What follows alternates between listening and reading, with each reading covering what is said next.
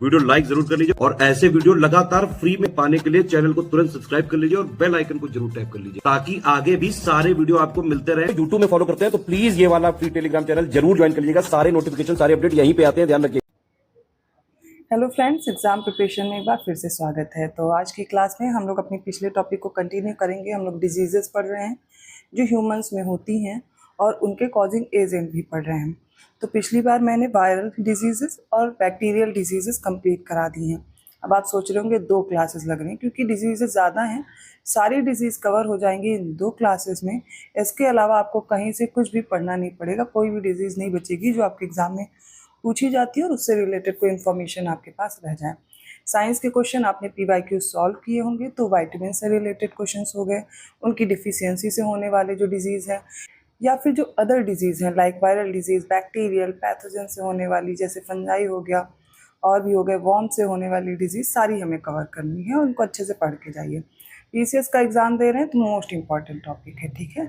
इसको पढ़िए, 1-2 बार रिवाइज़ कीजिए, आसानी से याद हो जाएगा, कुछ नहीं भूलेगा। मुझे पता है कि नाम थोड़े डिफ़िकल्ट हैं, जो साइंस बैकग्राउंड से हैं उन्हें नहीं याद हो रहे हैं, लेकिन हर चीज़ की एक ट्रिक है याद करने की। आप 2-3 बार ऐसे नाम पढ़ेंगे, किसी भी तरह पढ़ेंगे और आपको समझ में आ जाएगा इसका कॉजिंग एजेंट कौन सा है। बहुत टाइम से आप ये पढ़ते चले आ रहे हैं, स्कूल टाइम से, ठीक है। तो ये टॉपिक कोई बहुत बड़ा हवा नहीं है आपके लिए, अच्छे से तैयार हो जाएगा। पहली बार विजिट कर रहे हैं चैनल पर, दोपहर 1 बजे क्लास आती है। 50 मोस्ट इंपॉर्टेंट टॉपिक करा रही हूँ यूपी PCS के लिए, उससे ज़्यादा ही हो जाएंगे, लेकिन जो यहाँ पर टॉपिक हो रहे हैं वो एग्जाम पॉइंट ऑफ व्यू से इंपॉर्टेंट है और यहाँ से आपको प्रश्न जरूर देखने को मिलेंगे। इसके साथ ही रात को 9 बजे मॉक टेस्ट चल रहा है यूपी PCS के लिए, और GS की ये क्लासेस सभी एग्जाम के लिए इंपॉर्टेंट है। आप सिर्फ PCS को ही नहीं सोचिए, मैंने थंबनेल जरूर लगाया हुआ है PCS का, लेकिन सबके लिए इंपॉर्टेंट है। साथ में आप प्रैक्टिस बैच या फिर कंप्लीट कोर्स या स्टडी मटेरियल लेकर भी यूपी PCS के लिए ठीक 1 महीने में तैयारी करके कट ऑफ क्वालिफाई कर सकते हैं, क्योंकि आप पहले से पढ़ रहे हैं और अब एंड टाइम पे आपको क्या करना है, रिवाइज करना है, और जो रिवाइज कर रहे हैं उसको अच्छे से प्रैक्टिस कर लेना है, ठीक है। ज़्यादा इन्फॉर्मेशन के लिए आपको ज्ञान सर एजुकेशन ऐप डाउनलोड करना है, सभी कोर्सेज की इन्फॉर्मेशन दी गई है और ज्ञान sir discount coupon code apply करेंगे, आपको बहुत ही कम प्राइस में आपके कोर्सेज मिल जाएंगे। चलिए आज की क्लास स्टार्ट करते हैं। देखिए, न्यू स्टूडेंट्स के लिए मैं ये कोर्स से रिलेटेड इन्फॉर्मेशन देती हूँ। आप सभी को पता है कि क्लासेस के बीच में कोई बातचीत नहीं होती है। अगर आपको ये मेरी बातें नहीं अच्छी लगती तो आप स्किप कर सकते हैं, फिर आप अपनी क्लास से स्टार्ट कर लिया कीजिए। लेकिन जो न्यू स्टूडेंट्स हैं उनको इन्फॉर्मेशन देनी होती है, तो आप लोग के जो बेहतर से बेहतर कमेंट आने लगते हैं कि आप बहुत ज्ञान देती हैं, तो वो मेरी रिस्पॉन्सिबिलिटी है कि मैं आपको अपने कोर्स के बारे में बताऊँ, जिससे आपकी प्रिपरेशन और अच्छी हो और हर बच्चे तक इन्फॉर्मेशन पहुंचनी चाहिए जो प्रिपरेशन कर रहे हैं। तो इसमें कोई गलत बात नहीं है, ठीक है। आपको अगर नहीं समझ आ रही मेरी बात, इसका स्किप करिए और आगे पढ़ना शुरू कीजिए, ठीक है। पढ़ाई से कोई प्रॉब्लम नहीं है, वो तो मेरे से समझ में आती है ना, ठीक है, वो कीजिए। चलिए स्टार्ट करते हैं आज की क्लास।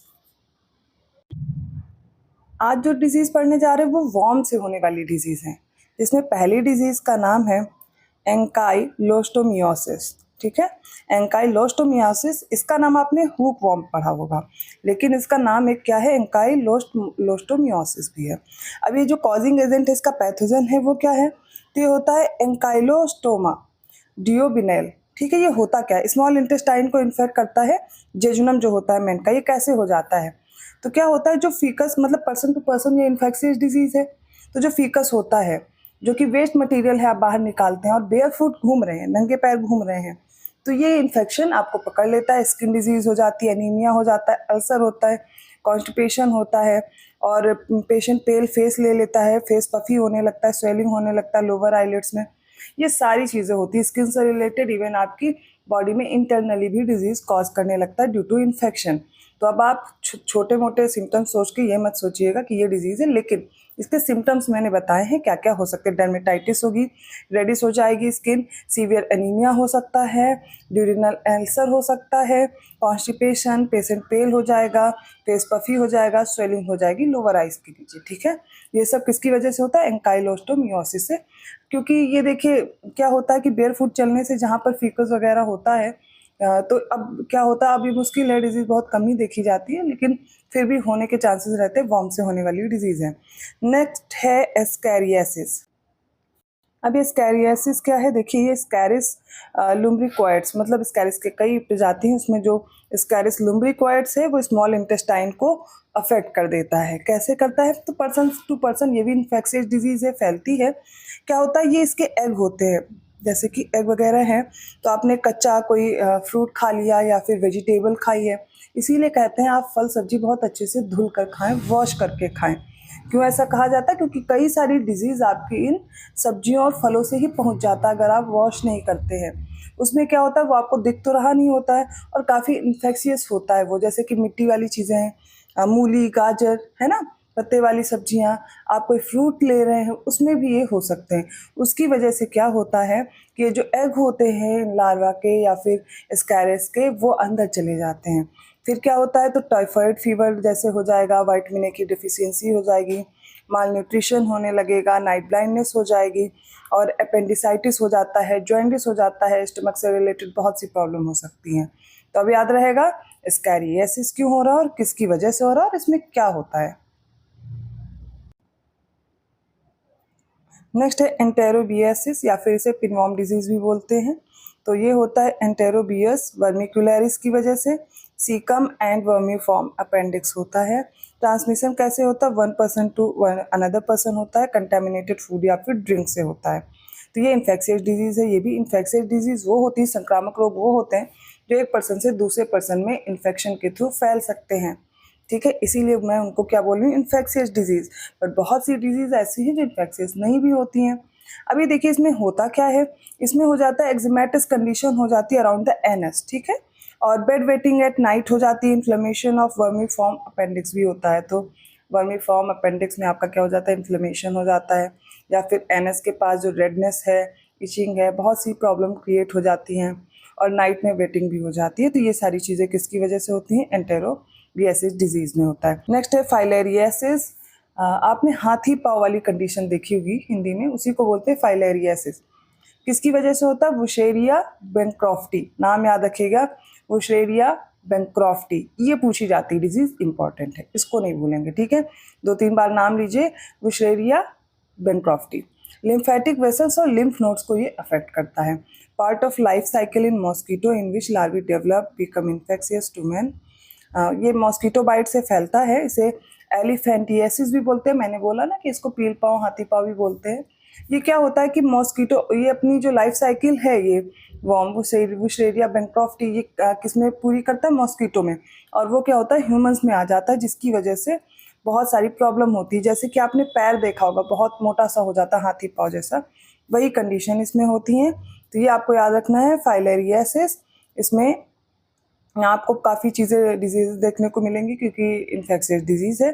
बहुत ज़्यादा चीज़ें इसमें आपसे नहीं पूछी जाएंगी, इसमें आपसे केवल पूछा जाएगा ये किससे होती है, मतलब आपको वॉर्म बताना है, कौन सा वॉर्म है, वुशेरिया बेंक्रॉफ्टी, और इसका वाहक कौन है, व्हीकल कौन है। व्हीकल क्या, मैं व्हीकल इसलिए बोल रही हूँ कि एक जगह से दूसरी जगह कैसे पहुँचेगा, मॉस्किटो के थ्रू ये पहुँच जाता है, मॉस्किटो बाइट से, ठीक है।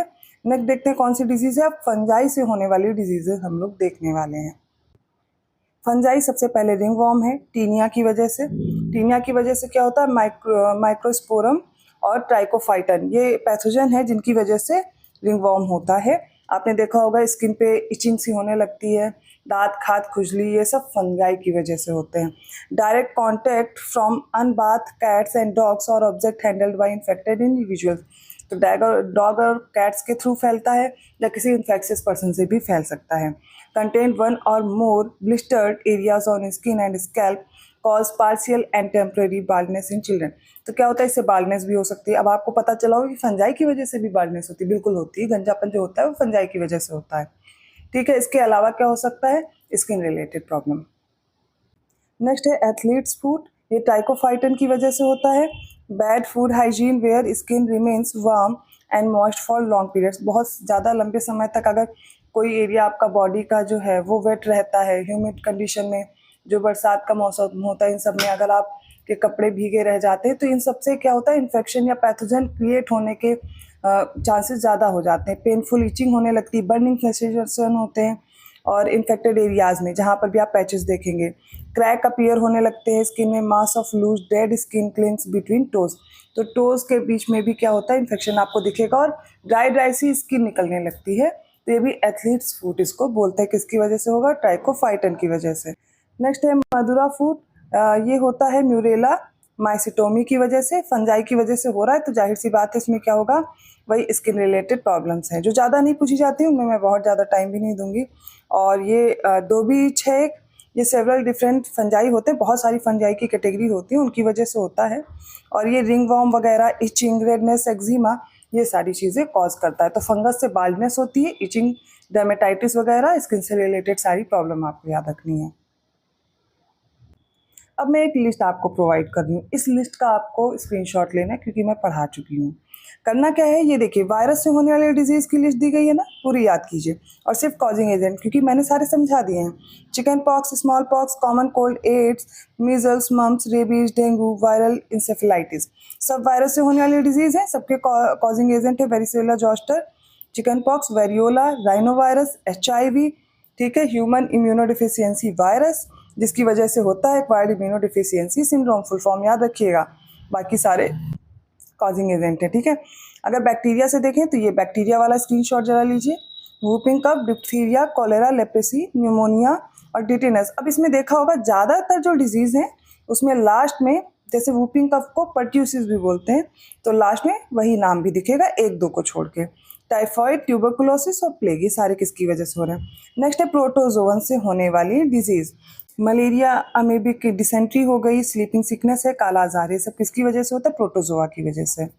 तो मलेरिया प्लाज्मोडियम पैरासाइट होता है, मॉस्किटो बाइट से फैलता है वायरस, और ना तो बैक्टीरिया से होता है, किसकी वजह से होता है, प्रोटोजोआ से होता है, पूछा जाता है। डिसेंट्री एंटमीबा हिस्टोलिटिका याद रखिएगा, जिसे पेचिस वगैरह बोलते हैं। स्लीपिंग सिकनेस ये होता है ट्रिपेनोमोसोमा की वजह से होता है, ब्रुक्सेई इसका एक कॉजिंग एजेंट है, इसकी भी कई कैटेगरी होती हैं। काला आजार, लिस्मानिया डोनोवानी इसका नाम है, अजीब सा नाम है, याद करेंगे। वॉर्म से होने वाली टेफॉर्म, फाइलेरियासिस, पिनवॉर्म, ये सारी पूछी जाती है, इनको तैयार कर लीजिए। तो आज की क्लास कंप्लीट होती है, डिजीज से रिलेटेड सब कुछ कंप्लीट हो गया है। अच्छे से रिवाइज कीजिए, कहीं भी डाउट रह गया पूछ लीजिएगा, ठीक है। वीडियो अच्छा लगा तो प्लीज़ लाइक जरूर कीजिए, चैनल को अभी तक सब्सक्राइब नहीं किया है तो कर लीजिए। ऐसे इंपॉर्टेंट टॉपिक के साथ मिलती हूँ अगली क्लास में। धन्यवाद।